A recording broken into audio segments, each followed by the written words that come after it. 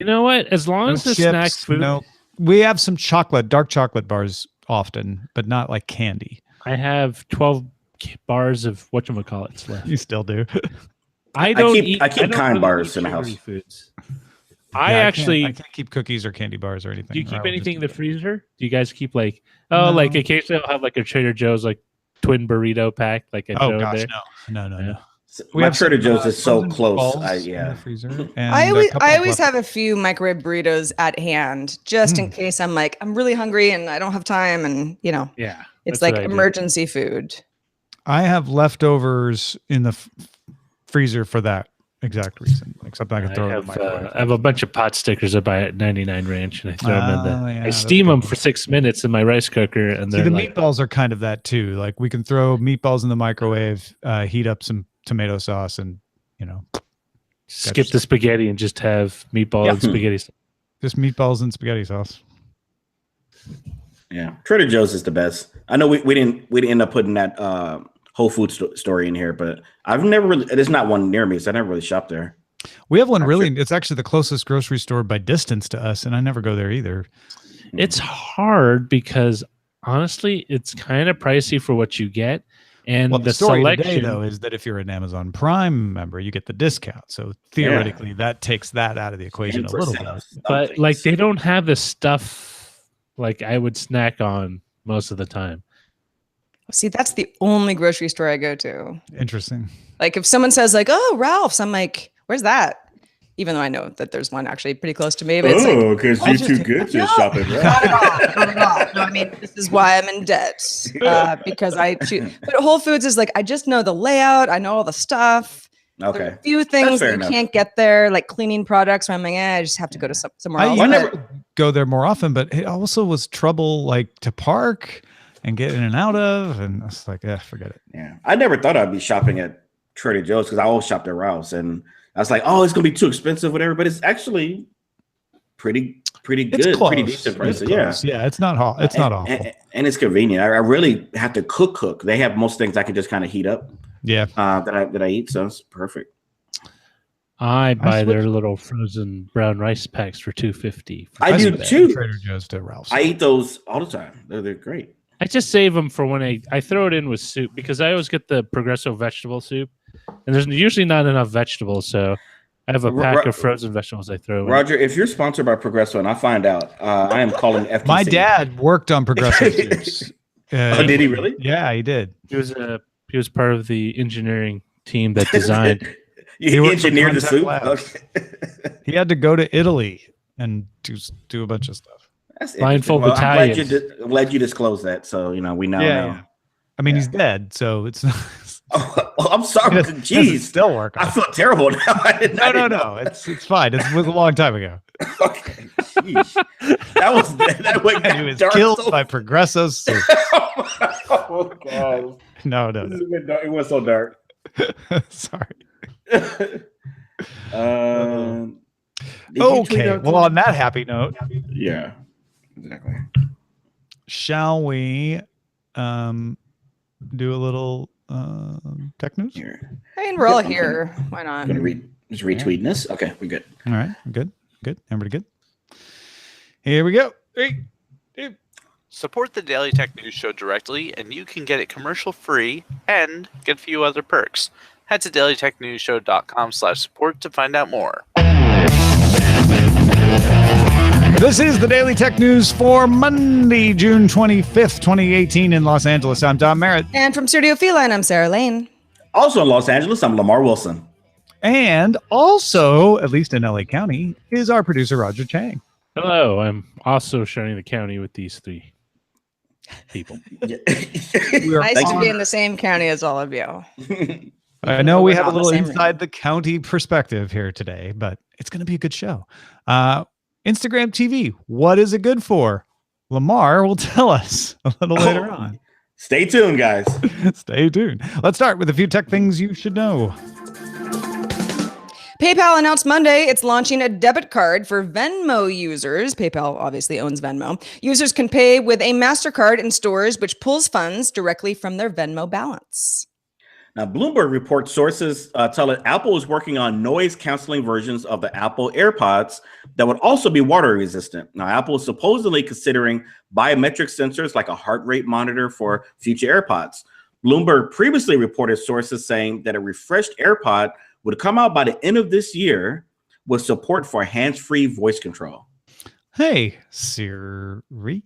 Google has added some security metadata to Android apps to indicate if they are legitimate. The metadata would allow apps from non-Google stores to be recognized by the Play Store, show up in your library, get updates through the Play Store, etc. It's going to be a good thing for people who use third-party stores a lot. It will also help identify false apps that tend to be malware, prevent those from working. However, some people are concerned because the metadata could also be used like DRM, letting developers prevent modifications or even disable older versions of apps to make you upgrade to a new app that maybe they're charging for or something like that.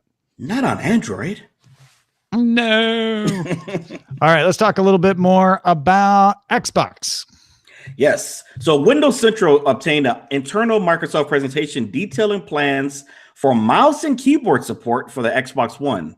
Now, the presentation mentioned an April API for developers with an autumn announcement for consumers, although these dates may have changed.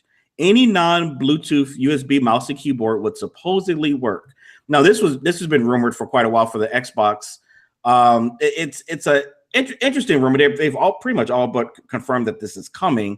Well, yeah. Didn't Phil Spencer say within months, like 2 years ago? Yeah, he did. So it's just been delayed and delayed. There's some issues, obviously, when it comes down to pairing online with someone who's using a mouse and keyboard versus someone who's like on a matchmaking. console. Yeah. Absolutely. So the article was saying that it will be up to the publisher or the developer to put code or whatever in there to make sure that a person on mouse and keyboard would be paired with someone only who's mouse and keyboard. Or at least if they notice there's a significant difference between the two, they would take that into account. Yeah. It's interesting because when you think about the game Fortnite, you can play with, you can have a group with people on a PC, on mobile, and on Xbox or Switch. PS4 is kind of iffy with that. And it's been working pretty fine, but for the most part for that, there's some mobile people who have had the one up on people with a PC. So I guess there's an argument for this to work. I don't really see the appeal of it, but I'm just a casual gamer. It depends on the game, right? I could see games where it would cause a mismatch, and that's why Microsoft's telling developers, look at it, make sure that there's not a huge mismatch, and if there is, adjust for it. But yeah, I definitely, there are games that I prefer to use a keyboard for, but they're all PC games. I can't think of any Xbox games that I would play that I would prefer the keyboard, but I guess there are people who just like it. The only one I can think of is like City Skylines or something like that, or Sims or some kind of Sim City type of thing where you have to kind of draw things around. I sort of caught myself in a logical loop there because I'm like, yeah, but I only play those on PC because then I have a keyboard. But I guess if I had a keyboard, I could play them on Xbox. Yeah, exactly. Yeah. There you go. And if you're like, wait, but no wireless, it has to be wired. It will work with wireless Bluetooth or wireless keyboards and mice that have a USB dongle, basically. Yes. It just won't work with Bluetooth only mice. Right. Let's move to Sweden because things are getting crazy. Sweden is a wonderful place. Sweden gave us ABBA. Sweden gave us Skype. Also Spotify, just to name a few.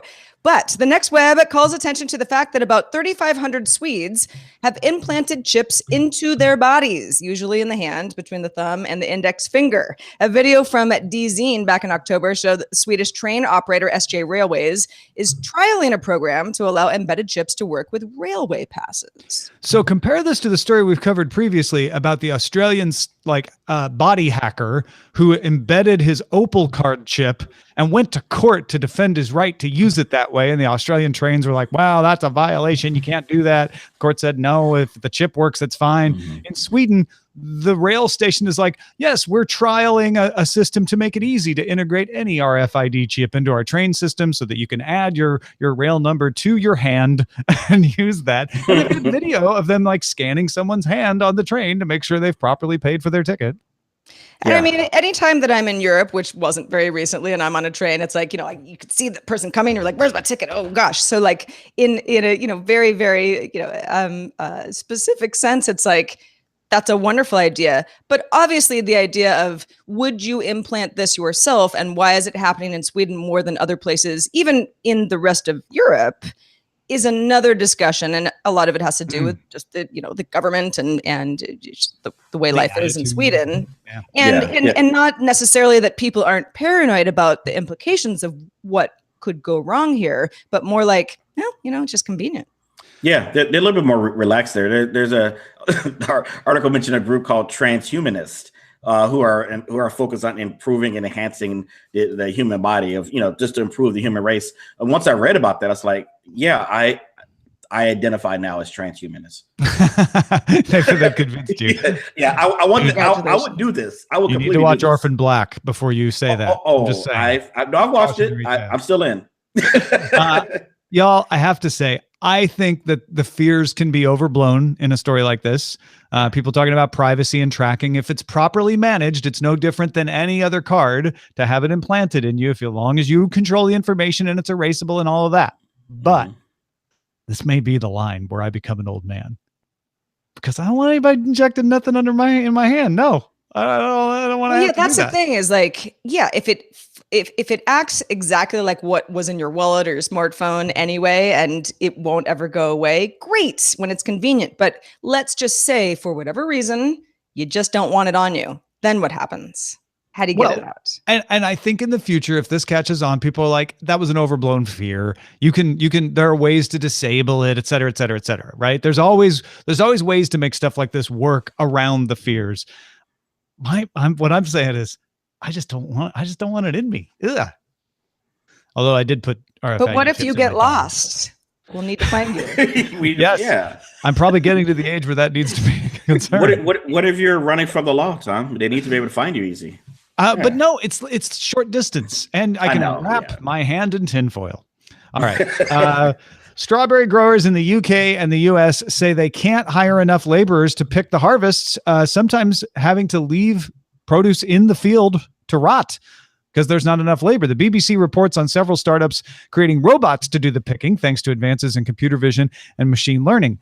Belgium's Octinian is conducting the final phase of field trials in the UK and Europe right now. For strawberries grown on raised platforms, Octinian can pick one berry every 4 seconds, which is equal to humans. Cambridge, UK's Dogtooth has been testing a picker in Australia. That one not only recognizes ripe fruit by grades and can sort them by size and quality, but also doesn't need to be on raised platforms. You can pick it up right off the ground. And both Spain's Agrobot, which will be commercially available in California next year, and Harvest Crew, which is close to launch in Florida, use tractor-like vehicles spanning several rows with arms that swing down. And the other advantage to robots is they can pick at night when it's a little colder, and that lengthens the shelf life and reduces bruising. Yeah, I thought this was interesting. I mean, I don't want to go into a political issue here, but there are the fact is there are people who don't want to do this type of work. You can argue there are people who are not able to right now. Again, won't go there. But I think if there's truly no one wanting to deal with this kind of work, I don't see the issue. If the robot can be more efficient, and it can work at night, and it picks the right fruit. It knows what's right. It knows what's not. It's not scared of snakes like I would be out there. I'm like, why haven't we done this already? Because we are a type of nation that don't like to do that kind of work. That's kind of how we're built here. The CEO of Harvest Crew says in this article that they pay $30 to $50 an hour to pick strawberries. I looked. I could only find advertisements for $8 to $10 an hour. So I think there's some exaggeration going. I'm in the wrong field. Other reasons that they aren't staffing up and prefer robots that they don't want to admit. But I think the technology is fascinating, and it certainly is a job that people wouldn't want to have to do if they didn't have to. Maybe there's a few people out there who just love picking strawberries, but sure. So there's a lot of interesting angles on this story for sure.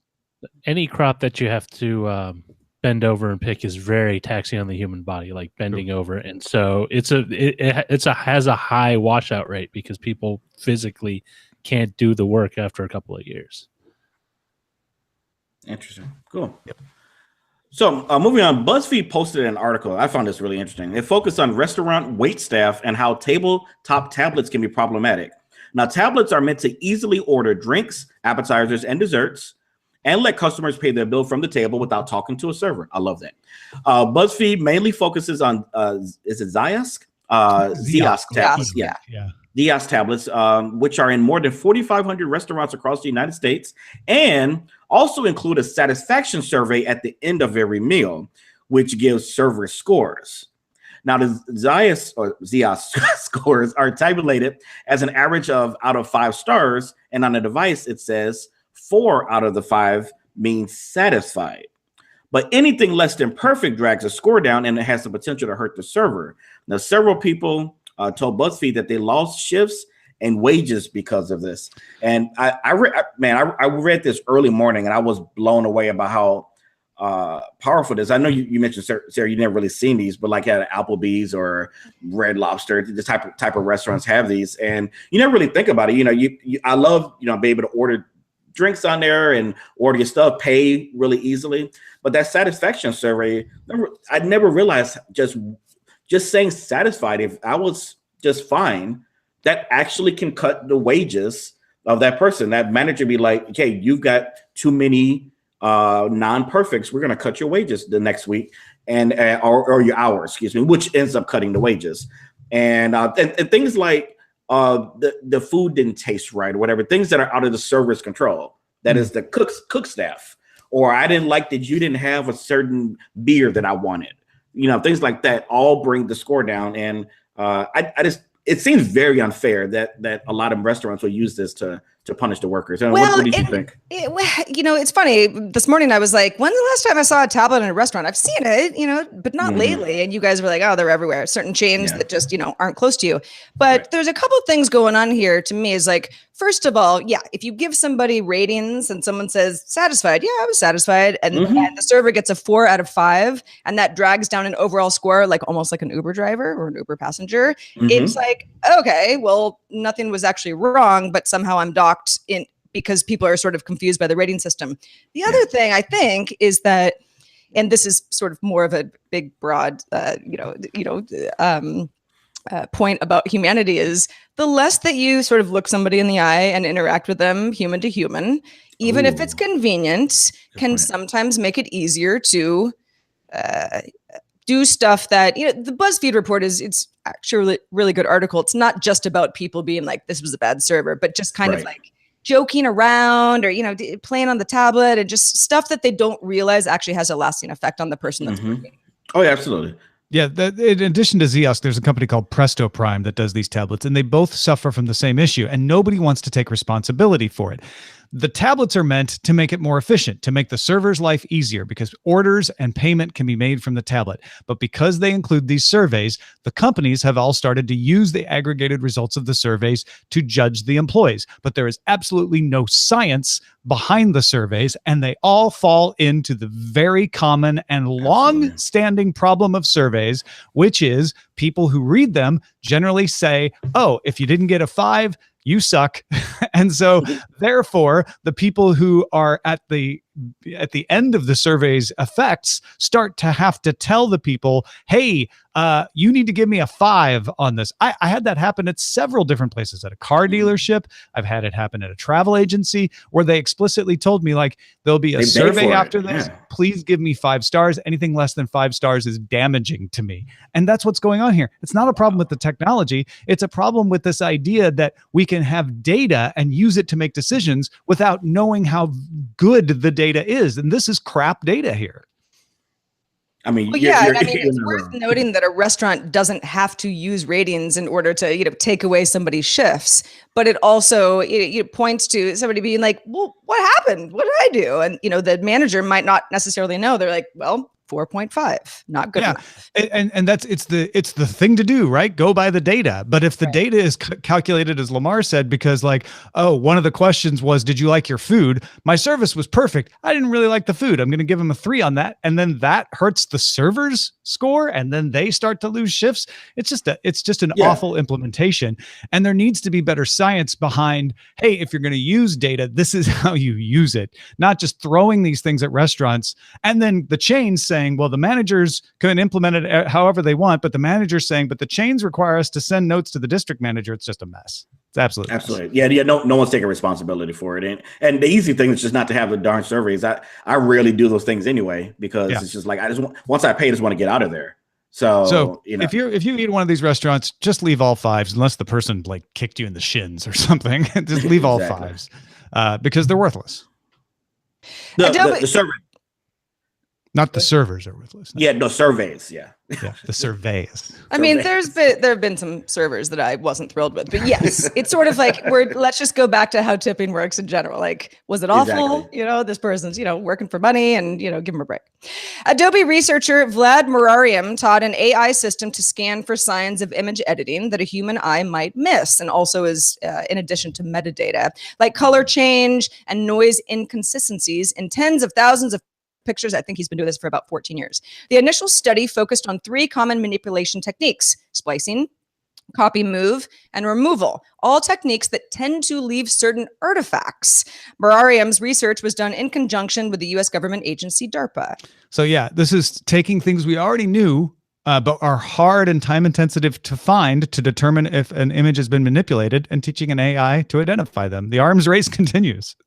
Yeah, I mean, this has already been done with video, right? And there was an example, like a video of the former President Obama saying something completely different. Has been done. Yeah, exactly. So this was definitely coming, and I would think it would be a lot easier on pictures, on images to identify them. Yeah, and I'm sure there'll be work following to detect manipulated video as well, and then people will use AIs to come up with better video and images that can defeat the AIs, and then those AIs get better, and the song continues. Yeah, I mean, manipulation of video and still photos is like, I don't even have a problem with that. It's like, if I see a beautiful photo in Vogue magazine, it's like I assume it's been touched up in some form. Exactly. But just having some sort of little banner, whether you care or not, just something that indicates, yes, this has been edited, the way a comment is edited on Facebook or something, would be nice. It's obviously it's a tough job, but I appreciate people who are working to figure that out. Yeah, and now we have a way to check and see if it isn't labeled, whether it was touched up anyway, at least for now.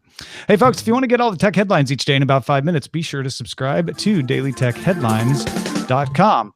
Last week, we told you about IGTV, Instagram's new longer form area for video. It's a standalone app, as well as being able to be accessed through the regular Instagram app. And of course, VidCon was happening, and YouTube announced a bunch of new revenue options for creators. Lamarr, this is the world in which you live, making videos on YouTube and trying to take advantage of any new systems that come along. Let's start with, what are you thinking about IGTV? So IGTV just kind of, there were rumors about it, right, from TechCrunch, and then it just landed last week, and immediately, my spidey sense was tingling. I was thinking, okay, so we have up to an hour of video, and the reality is, I think most people, if they're not super big, it's up to 10 minutes of video here, vertical, which there's that vertical thing, but then you think about it, and we've been watching Instagram stories for how many years now in vertical? Yeah. Snapchat, it's all in vertical. Like, it's going to be another old man thing. That guy doesn't want his chip implanted, and he doesn't like vertical video. He's old. Exactly. And Instagram wanted to say that studies show that you actually get more views in vertical because people don't have to turn their phone. And that was a really interesting thing. So in thinking about all of that and seeing what Instagram is offering as like not to take down YouTube, but a completely different thing for a way for people to upload and be creative, with Vine being gone for a few years ago. And I got really excited. I looked at this as, especially let's really focus on me. So someone who's been on YouTube about 10 years now. Sure. Kind of in my little box, no pun intended, because I do unboxings, but just kind of in my box of what I do. There are other things I would love to do, but the idea of making another channel on YouTube and starting that over with from zero, it just doesn't. The algorithm doesn't work well with that. This came along. My first thought was, wow, I can do some of the things that I've been wanting to do creatively here with people who already follow me. So, I got over 100,000 people on there. What can I create that will excite and give those, and that will be new content. And so I've been testing out. I've done 3 videos so far. The latest one was like a behind the scenes tour of my desk setup, and people love that. And I'm getting a lot of good ideas. I know our friend Rich DeMuro, who's KTLA. I've been watching his. He's doing like pretty much like a daily vlog where he's just sitting there one take and answering people's questions. Like he'll get a question from the comments the day before and he'll address. And I think anything like that is good. I have seen some what I consider bad. I see some YouTubers, unfortunately, using it as, hey, I'll just upload all my old stuff that I've been doing for years. And you can do that, but I think Instagram is really looking for original content here, like something that is not constantly tying you to another platform, something that you can make there. Also, the other faux pas is people, and I yelled at one of my friends about this, is uploading deliberately the widescreen mode. So it's with black forcing bars. Forcing you to turn your phone. Yeah, I see. Yeah, so because they're trying to buck the system, and it's like, I don't watch those. This is meant to be vertical. I want to stick to it. So well, the whole Instagram and YouTube thing reminds me of when Instagram started copying Snapchat, right?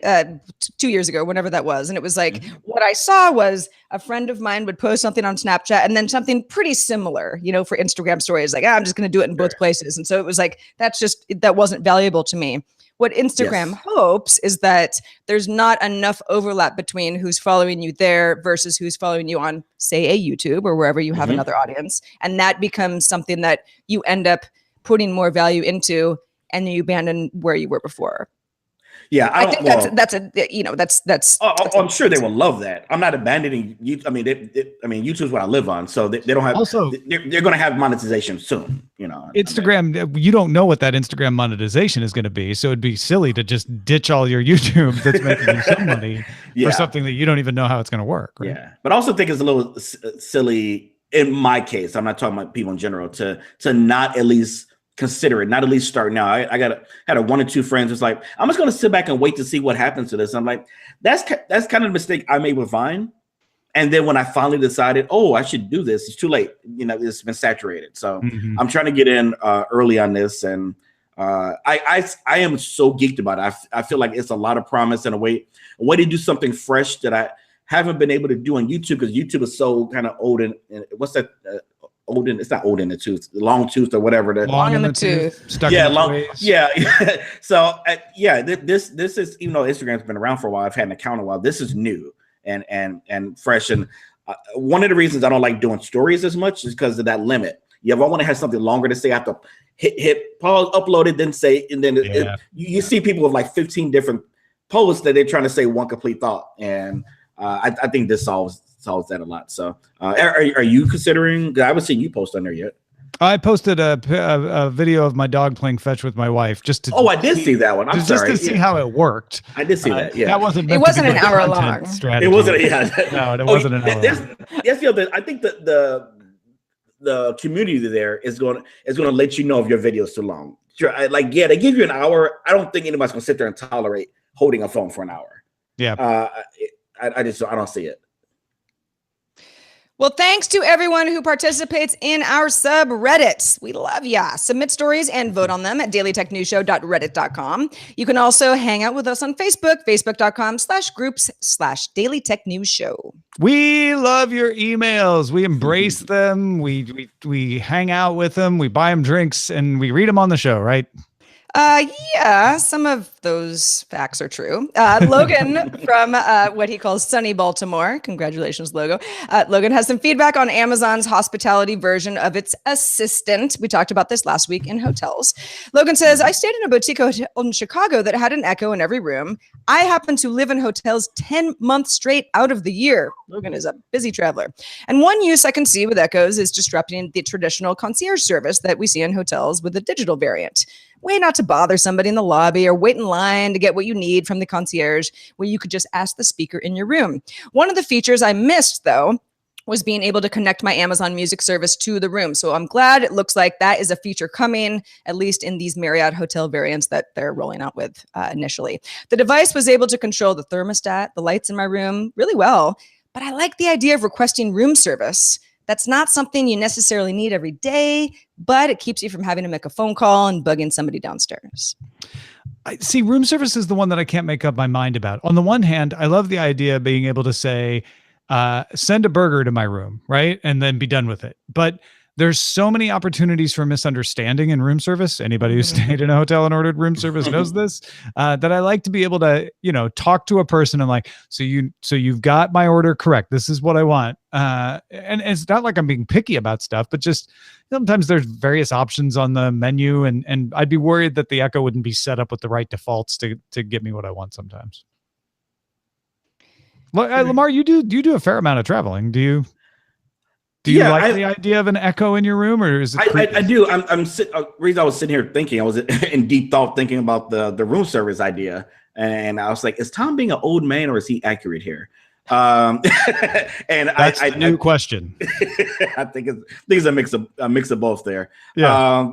But yeah, you have a good point with that. I love the idea. It like if it's the Echo, if it's the Google, whatever. If it's something that just makes my stay there easier, then it's fine. As long as you're not hearing your neighbors next to you yelling, Echo, turn off the lights. Exactly. Well, and I mean, obviously, Logan, traveling 10 months out of the year, he's traveling a lot more than I do, and most people listening, would say the same.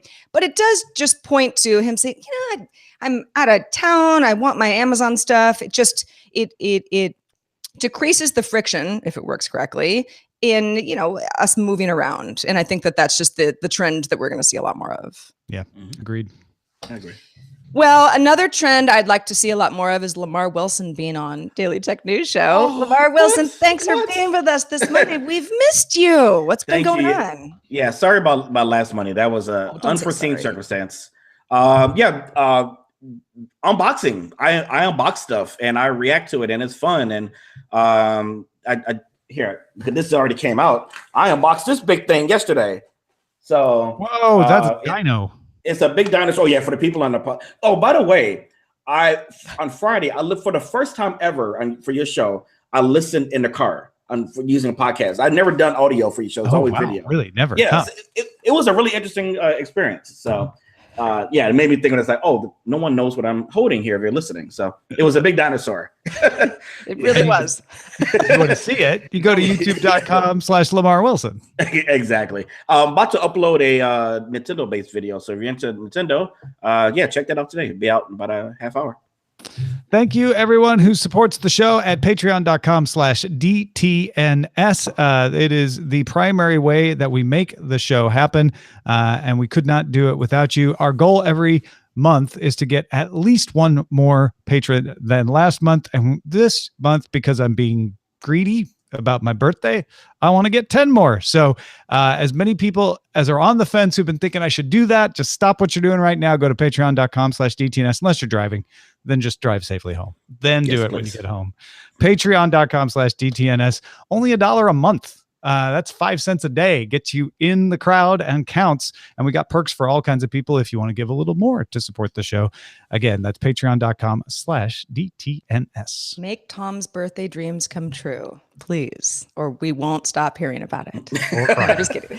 Our email address is feedback@dailytechnewsshow.com. If you have questions or comments on anything we've talked about or we might talk about in the future, please email us. We're also live Monday through Friday at 4:30 p.m. Eastern, 2030 UTC. And you can find out more at dailytechnewsshow.com/live. We'll be back tomorrow with Luria Petrucci as our guest. Talk to you then. Oh, wow. I haven't seen her in a while.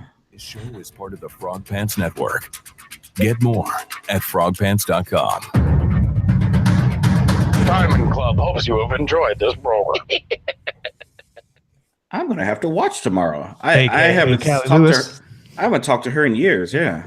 I went to one of her WordPress events that was back in like 2011 or so. Oh, wow. It's been a while since I've seen her. She probably has no idea who I am. Oh no, she knows who you are. I'm pretty sure. Yeah, I did some work with her on some videos a couple of years ago, and she knows who you are. She's a fan. Awesome. Yeah, she's been doing a lot of. She's back to doing some tech videos. She was focusing mainly on like live streaming, like serving people who wanted to do live streaming for a while. She's doing great. That's awesome. Good to hear, man. Yeah. So that on Friday, I was like stuck in traffic, and I was like, I have Apple CarPlay in the car, and I was like, podcast, huh? And so I clicked. I never clicked it before, and it's like, oh, DTNS, I can listen to it, and it felt weird because I always watch you all, so it was you all cut it, edit. It starts right when the show starts and ends, and it was a really great experience. You know, I really wanted to see your friend that was on there, Sarah, because she seemed so lively. And I was like, I was just trying to imagine what her face looked like, and you all laughing back and forth. The magic of radio, right? Yeah. Oh, you're talking about Megan. Exactly. Yeah. Megan Rosticky. Mm-hmm. Yeah. Yeah, she's great. I'm guessing most of your patrons or people who listen are their listeners, right? Yeah. Most of the people who experience the show in any kind, whether they're patrons or not, are audio people.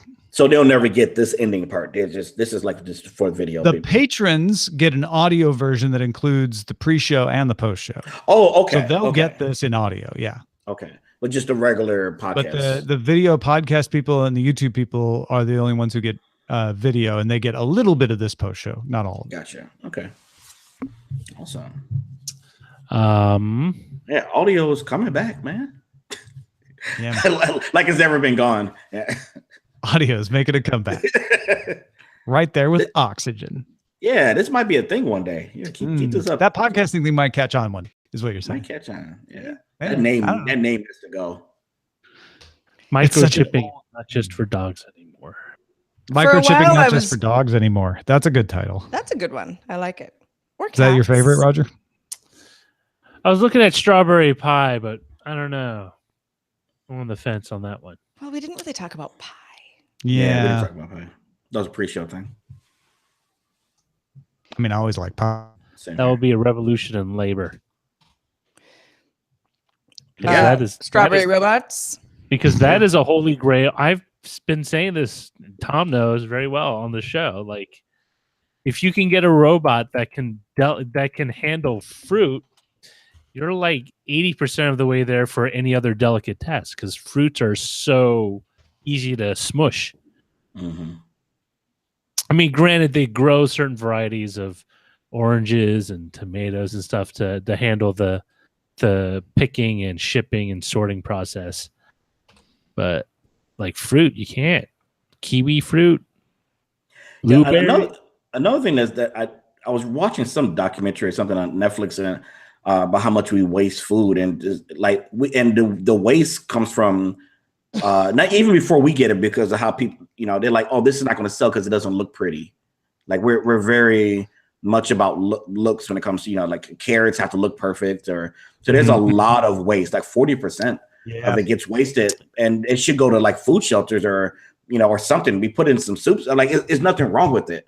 It just doesn't look pretty for the shelves. It doesn't look appealing, and it's weird because you think about it. Baby carrots were actually kind of unsold carrots because people thought they looked deformed because they're so tiny. Mm-hmm. But a farmer came up with an idea. Why don't I just repackage them and call them baby carrots? It became a thing, and that's why baby carrots are in little bags. Yep, that's good. It's the same vegetable. It's terrible. No, I mean they do spray some stuff on there to keep them like. Yeah, I heard they're not the most healthy thing to eat, which is weird. Carrots? No, the baby ones, because the stuff they spray on it to keep them fresh or whatever. Because once they peel it, so and then once you peel it, you're taking off vitamins when you peel it, and that's but they help you see. Yeah. Also high in sugar. Fish make you smart. Carrots help you see. Right. Okay. Yeah, I remember when the Atkins kind of craze started, it was like carrots are the enemy all of a sudden because they're high in sugar for, dietary sugar is relatively not bad for you. to other vegetables. Sugar is all sugar. Right. No, it's not. Yeah. No. I've been doing sugar. I will agree with Roger. Sugar is all sugar, but sugar in a natural delivery mechanism is metabolized different than sugar absolutely. Like that is added. But if you have a sugar that's processed, in other words, you have a bag of sugar, you don't have any of that. If it's the thing is like, hey Roger, are you selected somebody? Zoe says it's not switching between who's speaking. No. Okay. Wait, you say something, Tom. I'm saying something. Hello. Hello. I am not selected on anything. Okay. I don't know. Did it break? Did I break it? I'll leave it. Hangouts was, I didn't say anything because the show rolled fine, but it's been a little weird, at least it glitched my connection. Times. Yeah. No, same here. I saw the same glitch you just Was saw. it shifting it during the show? I hope so, because it looked that way from my end. But it was stuck on Roger, said Zoe. But after that's the post show or like the entire show. It's switching now. I just looked. So Sarah, say something. Seems like it's fine now. They're saying it's fine now. Something. Ha ha ha. Look, I'm sorry. I didn't mean to derail what was a lovely conversation about dietary sugar. I just wanted to make sure that Roger hadn't accidentally selected somebody. So it's fine. Carry on. Let's talk about. Did you say carrot on? Glucose carrot on. Carrot on. We've not a broccoli. We've bred our fruits and vegetables to bred to have higher amounts of sugar than they would naturally. We have. Yeah, you have. Why did we do I that? didn't do anything. Because we like sugar. Because mankind has a sweet tooth. But when I eat a carrot, where there's a carrot, I don't know, shaved on a salad or whatever, it's like, I understand that there is sugar in that, but there's nothing sugary about it. You don't want carrots added to things because what Roger is saying can easily be taken out of context. Right. Over time, we have selected the stuff that tastes better, and the stuff that tastes better tends to have higher sugar than the wild versions of stuff. So carrots now that we grow have more sugar in them than wild carrots did before we domesticated. How is that taking anything? No, I didn't say you took it out of context. I mean, you could take what you said out of context. I was basically being like, but carrots aren't that sweet. And Tom's actually, try cooking carrots. They actually come out super sweet. That's true. Especially but if you put sugar on them. No, don't even need to add sugar. Don't even just heat them up, dice them. And in the little I used to juice, so I know the carrot juice is pretty sweet. But you got rid of all the delicious fiber. Oh, I that's why I don't juice anymore. I do understand that the fiber is what slows down the glycemic load, so it's not. The fiber is also what gives you normal bowel movements. Yep. Yes, that is also. Thank you, Roger. Cheers to everyone eating recommended. Well, part of the argument is that your GI tract is actually designed to pull nutrients as it passes through. Well, another thing is that food gives you energy. What? Thank you, Tom. You guys are full of trivia today. I'm not sure about that one. Did you know that food, we eat it? Wait a minute. Did you know that you can swallow while standing on your head or be standing upside down? Wait a minute. What? That gravity doesn't work that way, Roger. Now you're just being silly. No, you can't. All your saliva flies out of your mouth when you go upside down. Everybody knows that. Come on. Try it, but try it with a small object, and I'm not responsible if you choke.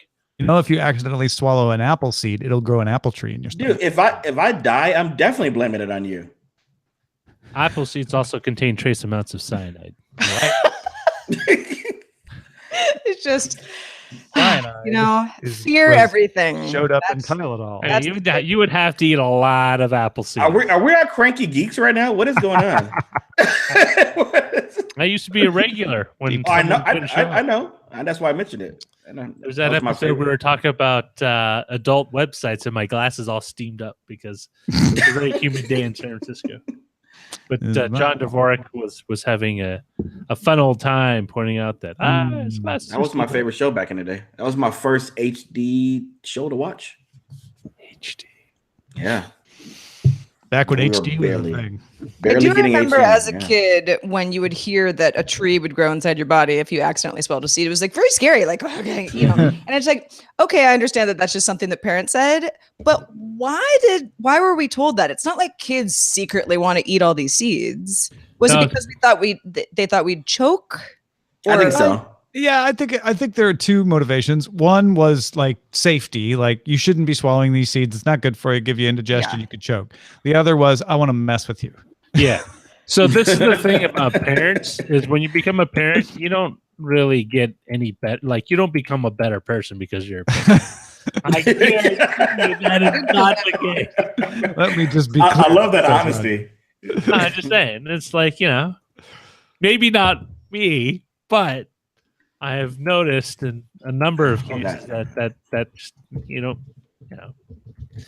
it's kind of like alcohol. You become more of the person you already are. If you're kind of a drinky person, so you're still a horrible person. Children are like booze. It's Roger Chang. I just tweeted it. They heighten your desire to tell people falsehoods. They talk a lot. They make tall tales of what happened to your Uncle George or something. Instead of saying he just got arrested and is in county lockup. I think we've gone into some deep personal territory here. I don't have an Uncle George, just so you know. Okay. No, there's I can think of, without going into any details, lots of something that I was told at one point for maybe my parents were like, whatever, just let's keep this simple. And then later on, I'm like, wait, that's not what you told me when I was 7. I remember this clearly. Mm-hmm. And then being like, did we say that? We did? Yeah. Oh, well, now that you're older, here's what happened. Guess what? Pizza is not made of goats. We're very sorry.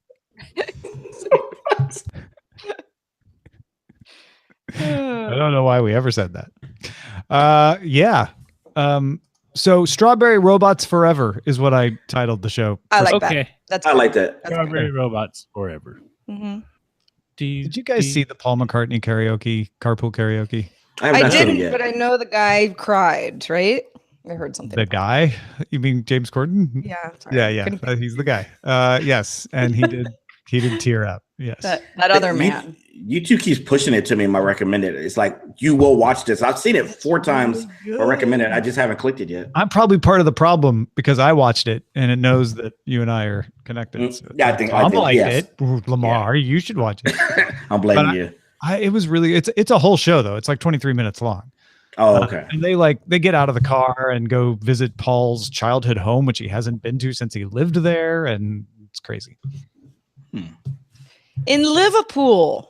I don't know. Not a big McCartney fan. I'm not anti-McCartney. I just like McCartney. What McCartney? Yeah. McCartney, not McCarthy. Not the guy who did the Red Scare. McCartney. I'm definitely not a fan of him. Yeah. Okay. Yeah, I'm a fan of Paul McCartney as a Beatle. I'm less interested in all of his work since then, although it's super prolific and I admire him very much. But yeah, I'm like, I wouldn't go to a Paul McCartney concert. I just wouldn't. You don't like you're not having a Simply Wonderful Christmas Time? Well, I do like that song. Yeah, I like there are a couple Wings songs. I hate that song. I think that people have had enough of silly love songs, but I look around me and I see it isn't so. Oh my God! Uncle Merritt strikes again. There's a shark, and then there's me skiing, and I have now the show is jumped over. Go Lamarr, jump the shark! Happy days. Wow, I didn't realize that would be so controversial. I withdraw the Silly Love Songs quote. I learned about Band on the Run. I didn't even know that was Paul McCartney. I learned about that from Guitar Hero. Oh. I always thought it was Man on the Run. I mean, not that I heard the song all that often, but I thought it was Man on the Run. Because it sounds like I always thought it was two separate songs because it really is two different things going on there. There's that beginning and then it goes faster. So yeah, I never knew it was Paul for all these years until recently. I was like, oh, okay. I didn't know he did a band called Wings. Yeah. That's how detached I was. I had no idea. Yeah. Well, kids, ask your parents whom Paul McCartney is. We're going to say goodbye to our video folks. We love you. Bye, video folks. Have a pleasant day. But we're going to keep on going for the patrons to talk about John Lennon now.